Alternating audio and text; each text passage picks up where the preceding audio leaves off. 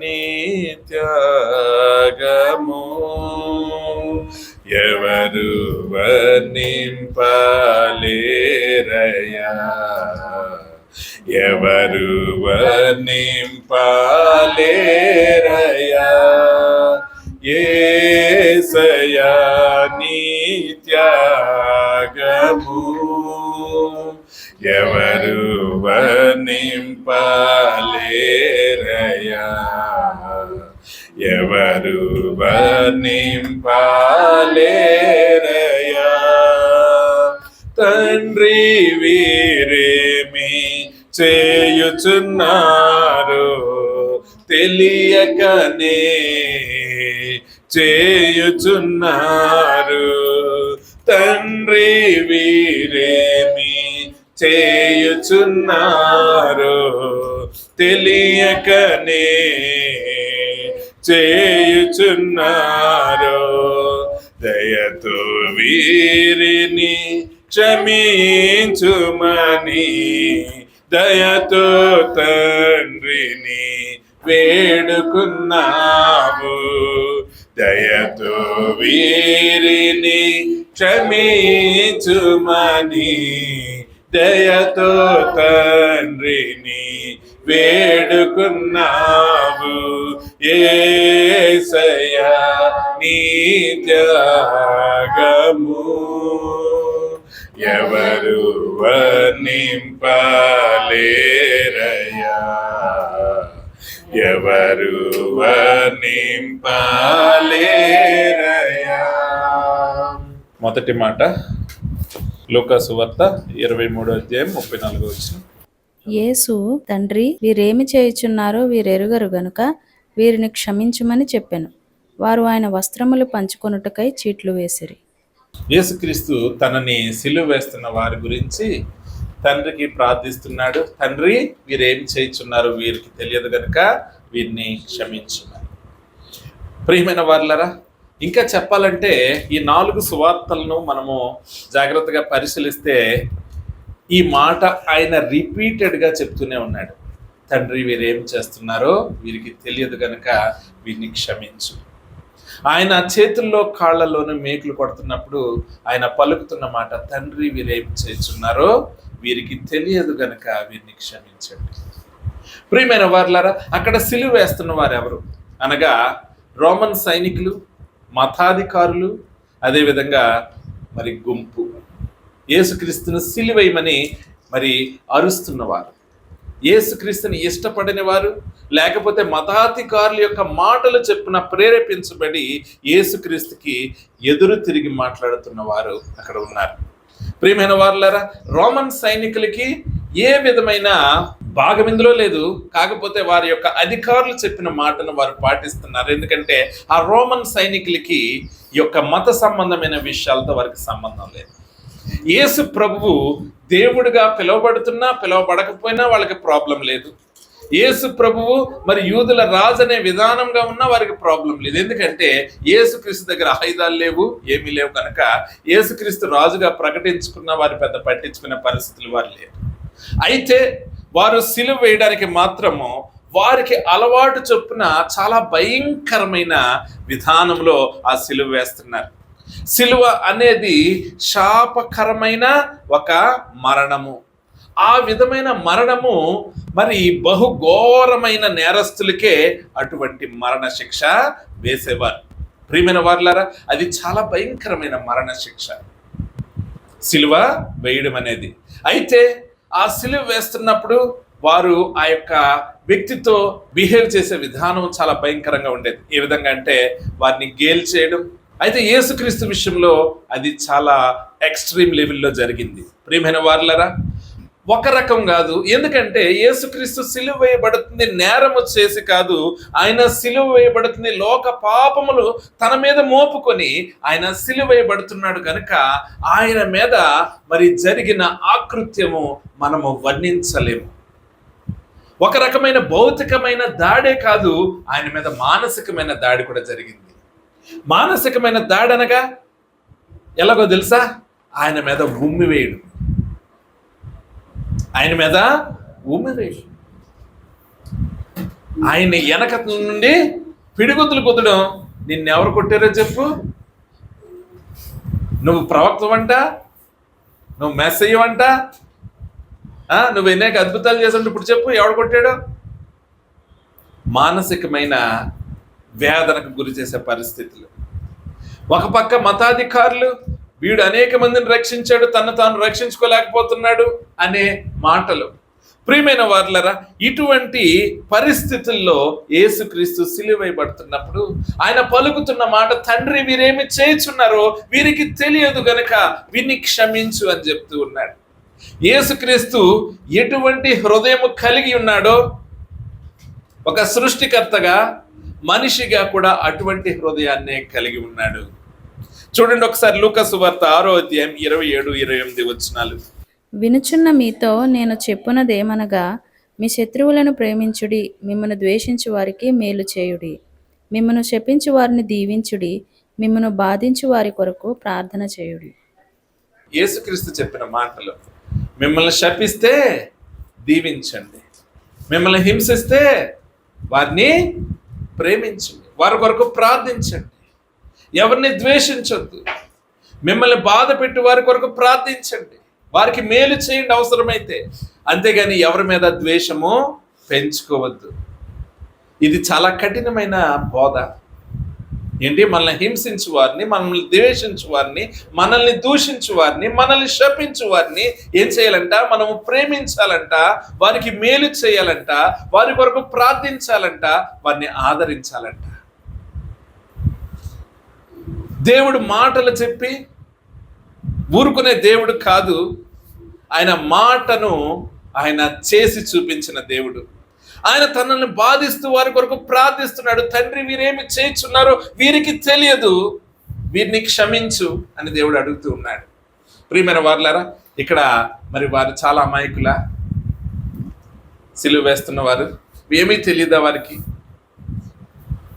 Roman సైనికులకు తెలీదా? ఒక నిరపరాధిని మేము బాధ పెడుతూ హింసిస్తూ మరణశిక్షకు వేస్తున్నామని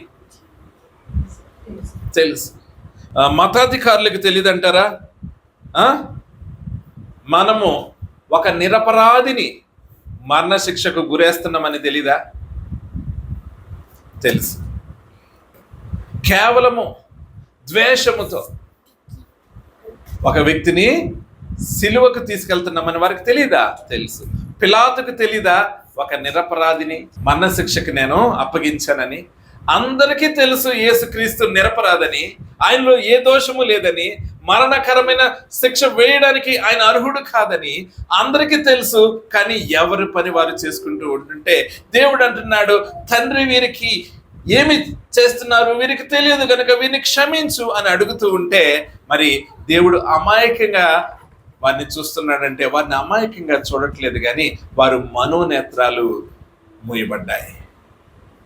వారు ఎవరిని శిక్షకు గురేస్తున్నారో, ఎవరిని వారు శిక్షిస్తున్నారో వారికి తెలియట్లేదు. ఎందుకంటే వారు మనోనేత్రాలు మూయబడ్డాయి. కారణం, ముందుగా దేవుడు తన ప్రవక్తల ద్వారా చెప్పిన ఆ యొక్క ప్రవచనాన్ని ఆయన నెరవేరుస్తూ ఉన్నాడు.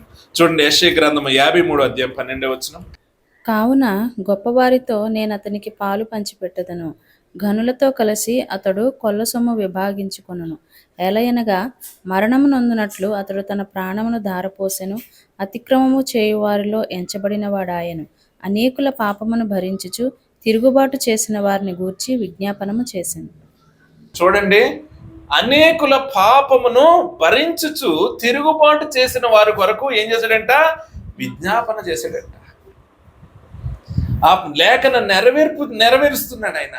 అందరి పాపములు ఆయన మీద మోపుకున్నాడు, కానీ ఆయన మీద తిరుగుబాటు చేస్తున్న వారి కొరకు ప్రార్థిస్తూ ఉన్నాడు. తండ్రి వీరేమి చేయుచున్నారో వీరికి తెలియదు గనుక వీరిని క్షమించండి అని. ప్రియమైన వారులారా, కొరింథీయులకు రాసిన మొదటి పత్రిక 2వ అధ్యాయం 8వ వచనం. అది లోకాధికారులలో ఎవనికినీ తెలియదు, అది వారికి తెలిసి ఉండిన ఎడల మహిమా స్వరూపియగు ప్రభువును సిలువ వేయకపోయిందురు. ఈ లోకాధికారులకు ఆ విషయం తెలియలేదు, మరుగు చేయబడింది, వారి మనోనేత్రాలు మూయబడ్డాయి. ప్రియమైన వారులారా, కనుకనే వారికి తెలుసుంటే ఏం చెదురు? ఆ దేవుణ్ణి వారు సిలువ వేయడానికి ముందుకు వచ్చేవారు కాదు. ప్రియమైన వారలారా, మనోనేత్రాలు ఎలాగ మూయబడతాయి? ఎలాగ మూయబడ్డాయి మనోనేత్రాలు? దేవుడు మూసేశాడు వారి మనోనేత్రాలు. వారి మనోనేత్రాలు మూయబడ్డానికి కారణం ఏంటంటే వారి హృదయ కాఠిన్యమే. వారి హృదయ కాఠిన్యమే. ఎందుకంటే వారి హృదయాన్ని కఠినపరుచుకున్నారు కనుకనే ఎదురుగుండా ఒక అన్యాయం జరుగుతున్న ఆ అన్యాయాన్ని సపోర్ట్ చేస్తున్నారే గాని వారి యొక్క ఇంగిత జ్ఞానం వారికి తెలుసు వారు చేస్తుంది తప్పని, కానీ దాన్ని ఆపడానికి వారు ఏ విధమైన ప్రయత్నాలు చేయలేదు. మతాధికారులు చేయలేదు, పిలాతు చేయలేదు, చివరికి మరి సైనికులు ఏ విధంగానూ చేయలేరు. కానీ వారు ప్రవర్తించిన తీరు ఒక నిరపరాధి ఎడల ప్రవర్తించాల్సిన తీరు కాదు. ప్రియమైన వారలారా, ఆయన మౌనంగా భరించాడు. వారి మనోనేత్రాలు మూయబడ్డాయి. వారి హృదయ కాఠిన్యాన్ని బట్టే వారి మనోనేత్రాలు మూయబడ్డాయని తెలిసిన దేవుడు అంటున్నాడు, తండ్రి వీరేమి చేయుచున్నారు, వీరికి తెలియదు కనుక వీరిని క్షమించు అని చెప్తూ ఉన్నాడు. ప్రియమైన వారలారా, ఆయన విధానం ఏంటి? యోహాను సువార్త 3:16. దేవుడు లోకమును ఎంతో ప్రేమించెను కాగా ఆయన తన అద్వితీయ కుమారునిగా పుట్టిన వాని యందు విశ్వాసముంచు ప్రతి వాడును నశింపక నిత్య జీవం పొందునట్లు ఆయనను అనుగ్రహించెను. దేవుడు లోకాన్ని ఎంతో ప్రేమించాడు. తన కుమారుణ్ణి ఎవరైతే అంగీకరిస్తారో, యేసుక్రీస్తుగా మరి పుట్టిన ఆ దేవుణ్ణి అంగీకరిస్తారో వారు నశించకుండా నిత్యరాజ్యం పొందినట్లు ఆయనను మన కొరకు అనుగ్రహించేశాడు. ఏ విధంగా అనుగ్రహించేశాడు? మన పాపములు భరించడం కొరకు అనుగ్రహించేశాడు. నలగగొట్టబడడానికి అనుగ్రహించబడ్డాడు. ప్రియమైన వారలారా, అందుకని అంటున్నాడు, ఎందరూ తనను అంగీకరిస్తారో వారు నా కుమారులుగా నన్ను పిలుచుకుంటానని దేవుడు చెప్తూ ఉన్నాడు. ఆ ప్రేమను దేవుడు కనపరుస్తూ ఉన్నాడు. తండ్రి వీరేమి చేస్తున్నారో వీరికి తెలియట్లేదు, దయచేసి వీరిని క్షమించు, వీరు ఇంకా రక్షింపబడుట, వీరు నీ కుమారులుగా అవ్వాల్సిన అవకాశం వీరికి ఇవ్వు ప్రభువా అని ప్రార్థిస్తూ ఉన్నాడు. రోమీయులకు రాసిన పత్రిక 5:8 ఒకసారి చదువుకుందాం. అయితే దేవుడు మన ఎడల తన ప్రేమను వెల్లడిపరచుచున్నాడు, ఎట్లనగా మనం ఇంకనూ పాపులమై ఉండగానే క్రీస్తు మన కొరకు చనిపోయాను. ప్రియమైన వారలారా, మనం ఎలాగుండగా చనిపోయాడు క్రీస్తు? మనం ఇంకనూ పాపులమై ఉండగా, మనం మంచి వాళ్ళమని ఆయన చనిపోలేదు, మనం ఇంకనూ పాపులమై ఉండగా క్రీస్తు మన కొరకు చనిపోయాడు. మంచి వారి కొరకు ఎవరైనా త్యాగం చేస్తారా? చెడ్డవారి కొరకు త్యాగం చేస్తారా? చెప్పండి అమ్మా, చెడ్డవారి కొరకు ఎవరైనా త్యాగం చేస్తారా? కానీ మనం ఇంకనూ పాపులమై ఉండగా క్రీస్తు మన కొరకు మరణించాడు. ఆయనకి తెలుసు ఆ యొక్క మేకులు కొడుతున్న వారు పాపులని, వారి కొరకు కూడా ఆయన మరణిస్తున్నాడు. తలకి ముళ్ళ కిరీటం పెట్టిన వారి కొరకు కూడా మరణిస్తున్నాడు. కొరడాలతో కుట్టిన వారి కొరకు మరణిస్తున్నాడు. దూషించిన వారు కొరకు, ద్వేషించిన వారి కొరకు, బొమ్మ వేసిన వారి కొరకు, గడ్డమును పెరికిన వారి కొరకు. ఆయన గడ్డం ఏం చేశారట? పెరికారంట. వారికి ఏది నచ్చితే అది చేశారు, ఏది కావలసినది చేశారు. ఒక ఆట వస్తువులాగా ఆడుకున్నారు యేసు ప్రభు శరీరంతో, దేహంతో. ఆయన ఎప్పుడు వారిని దూషించలేదు, శపించలేదు. హీ యాక్సెప్టెడ్, భరించాడు. మనం ఇంకనూ చేస్తున్న వారు ఇంకనూ పాపులై ఉండగా ఆయన వారి కొరకు మరణించాడు. మనం ఇంకనూ పాపులమై ఉండగా మన కొరకు ఆయన మరణించాడు. ఆయన అంటున్నాడు, తండ్రి వీరిని క్షమించు. ప్రియమైన వారలారా, అంటే యేసుక్రీస్తు వారిని క్షమించాడు. మరి మనం అటువంటి క్షమా హృదయం కలిగి ఉంటున్నామా అన్నది పరిశీలించుకోవాలి. అయితే ఇక్కడ గమనించాల్సిందేంటి? యేసు ప్రభు క్షమించాడు, వారి పాపము క్షమింపబడిపోయిందా? యేసు ప్రభు క్షమించాడు, వారి పాపము క్షమించబడిందా? యేసు ప్రభు క్షమించాడు, కానీ వారి పాపము క్షమించబడిందా? వారి పాపము క్షమింపబడలేదు. వారి పాపము క్షమింపబడాలంటే యేసుక్రీస్తు అవకాశం ఇచ్చాడు, ఛాన్స్ ఇచ్చాడు. ఏంటో తెలుసా? ఉగ్రత వారి మీదకి రాకుండా ఉగ్రతను ఆపాడు. ఏంటో తెలుసా? రిపెంట్ అవ్వాలి. వాళ్ళు ఏమవ్వాలి? పశ్చాత్తాపపడాలి. అప్పుడు వారికి ఏం దొరుకుతుంది? క్షమాపణ. వారు చేసిన తప్పును వారు ఒప్పుకోవాలి. యేసుక్రీస్తుని మనము అన్యాయంగా సిలువకు అప్పగించమని ఎప్పుడైతే వారు ఒప్పుకుంటారో అప్పుడు వారి యొక్క పాపము క్షమించబడుతుంది. దేవుడు ఆ శిక్షను పోస్ట్ పోన్ చేశాడు, 40 సంవత్సరాలు ఆపాడు. వారేమన్నారు? ఈ దోష శిక్ష మా మీద, మా పిల్లల మీద ఉండును గాక అని అన్నారు. కానీ యేసుక్రీస్తు అంటున్నాడు, తండ్రి వీరిని క్షమించు. దాని అర్థం ఏంటో తెలుసా? వారు క్షమింపబడిపోయారని కాదు, వారి హృదయ కాఠిన్యము దేవుడికి తెలుసు, వారి ఆధ్యాత్మిక అంధత్వము దేవుడికి తెలుసు. దేవుడు వారికి అవకాశం ఇస్తున్నాడు. ఏంటో తెలుసా? వారు మారు మనసు పొందాలని. ప్రియమైన వారులారా, అది అపోస్తుల కార్యంలో మనము చూస్తాము. అపోస్తుల కార్యం 2వ అధ్యాయము 37 నుంచి 41 వరకు ఒకసారి చదువుకుందాం. వారు ఈ మాట విని హృదయములో నొచ్చుకుని, సహోదరులారా, మేమేమి చేతుమని పేతురును కడమ అపోస్తలులను అడుగగా, పేతురు, మీరు మారు మనస్సు పొంది పాపక్షమాపణ నిమిత్తము ప్రతివాడు యేసుక్రీస్తు నామమున బాప్తిస్మము పొందుడి, అప్పుడు మీరు పరిశుద్ధాత్మ అను వరము పొందుదురు. ఈ వాగ్దానము మీకును మీ పిల్లలకును దూరస్తులందరికీ, అనగా ప్రభువైన మన దేవుడు తన యొద్దకు పిలిచిన వారికి అందరికీ చెందునని వారితో చెప్పెను. ఇంకను అనేక విధములైన మాటలతో సాక్ష్యమిచ్చి, మీరు మూర్ఖులగు ఈ తరము వారికి వేరై రక్షణ పొందుడని వారిని హెచ్చరించెను. కాబట్టి అతని వాక్యము అంగీకరించిన వారు బాప్తిస్మము పొందిరి. ఆ దినమందు ఇంచుమించు 3,000 మంది చేర్చబడిరి. ప్రియమైన వారులారా, వారి హృదయం నొచ్చుకున్నారంట. ఎందుకు నొచ్చుకున్నారు? పేతురు తన ప్రసంగంలో చెప్పాడు, ఆయన మన రక్షణ కొరకు వచ్చాడు, మీరు మీరు ఆ యేసుక్రీస్తుని ఏం చేశారు? సిలువ వేశారు. అది చెప్పంగానే వారు నొచ్చుకున్నారు హృదయాల్లో. అవును కదా, ఇన్ని అద్భుత కార్యాలు చేశాడు కదా, రాజ్యం గురించి, దేవుని రాజ్యం గురించి ఇన్ని మర్మాలు, వాక్యం మనకి ఏ బోధకుడు చెప్పలేనటువంటి బోధ ఆయన మనకి అనుగ్రహించాడు కదా. ఆయన ప్రేమ ఎంత ఉన్నతమైనది, ఆ దేవుని ప్రేమే కదా ఈ ప్రేమ. ఎందుకంటే ఇంత మనం హింసిస్తున్నా తిరిగి మాట అనలేదే, మనల్ని శపించలేదే, మన ఎడ్ల కోపం చూపించలేదు, తన ప్రేమనే కనబరిచాడు. ఈయనే కదా మెస్సయ్య, ఈయన్నే కదా మనము సిలువ వేయమని కోరుకున్నామని వారు నొచ్చుకుని బాధపడుతూ పేతురు దగ్గరికి వెళ్ళి, అపోస్తుల దగ్గరికి వెళ్ళి అడిగారు, అయ్యా మేము ఇప్పుడు ఏం చేయాలి? జరగరాని ఘోరం జరిగిపోయింది మా జీవితంలో, మన రక్షకుడిని మేమే సిలువ వేసి చంపేశాము, ఇక దేవుడు మమ్మల్ని క్షమిస్తాడా అంటే, మీరు మారు మనసు పొందండి అన్నాడు.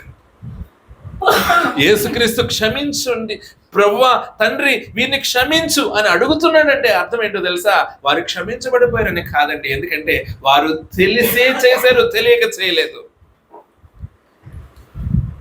ఆయన్ని దేవుడికి అంగీకరించకపోవచ్చు, కానీ ఒక మనిషి, ఒక నిరపరాధిని చంపడం తప్పని తెలియదా వారికి? తెలుసు కదా, ఆ పాపం తెలిసే చేశారు కదా వాళ్ళు. కానీ దేవుడు వారికి అవకాశం ఇచ్చాడు. ఏంటో తెలుసా? ఒకవేళ వారు మారు మనసు పొందితే, ఒకవేళ వారు దేవుణ్ణి అంగీకరిస్తే, వారు తప్పు కొరకు వారు పశ్చాత్తాప పడితే, వారిని క్షమించడానికి దేవుడు పడ్డాడు. అందులో మారు మనసు పొందిన వారు ఖచ్చితంగా రక్షింపబడ్డారు. మారు మనసు పొందని వారు దేవుని శిక్షకు గురయ్యారు. ప్రియమైన వారులారా, మన ఎడల కూడా ఆయన అదే చెప్తున్నాడు. ఒకవేళ మనము ఆయన గాయములు రేపుతూ ఉంటే, మరి అతను చెప్తూ ఉన్నాడు, యేసయ్య మీరు పాపాలను క్షమించు తండ్రి, కొంతకాలం అవకాశము, మీరులో మార్పు వస్తుందని. మనం పశ్చాత్తాప పడితే మనం నిత్య రాజ్యాన్ని పొందుకుంటాము. యేసు రక్తం ప్రతి పాపం నుండి మనలను పవిత్రులుగా చేయను. కానీ అది మనం అంగీకరించాలి, పశ్చాత్తాపపడాలి, విశ్వసించాలి. అంతేగాని దేవుడు చెప్పేశాడు కాబట్టి మనం ఎలా ఉన్నా మనము ప్యూర్ అయిపోతామంటే అది జరగదు. దాని కొరకు మనం పశ్చాత్తాపపడాలి, మన పరిశుద్ధతను మనము కనిపెట్టుకోవాలి. అప్పుడే ఆ యొక్క మాటకి మన జీవితంలో నెరవేర్పు. మన ఎడల కూడా అదే ప్రేమ కనబరుస్తుండ, తండ్రి వీరేమి చేస్తున్నారు, వీరికి తెలియదు కనుక వీరిని క్షమించు అని. అది ఉగ్రత రాకుండా ఆయన ఇస్తున్న ఫర్గివ్నెస్, క్షమించే విధానం. కానీ ఆ క్షమాపణను మనం క్లెయిమ్ చేసుకోవాలంటే మారు మనసు పొందాలి, పశ్చాత్తాపము పడాలి. ఆ రెండు లేనిదే ఆయన క్షమించిన విధానాన్ని మనము పొందుకోలేము, ఆ పాపము నుంచి బయటికి రాలేము. కనుక దేవుని యొక్క మాటలను అర్థం తెలుసుకుందాం. మన ఎడల అపరాధం చేసిన వారిని మనము క్షమిద్దాం. వారిని ఆదరిద్దాం, వారిని ప్రేమిద్దాం, వారికి మేలు చేద్దాం. దేవుడి వాక్యం మనందరి హృదయాలను ఫలింపజేయనుగాక. ఆమేన్.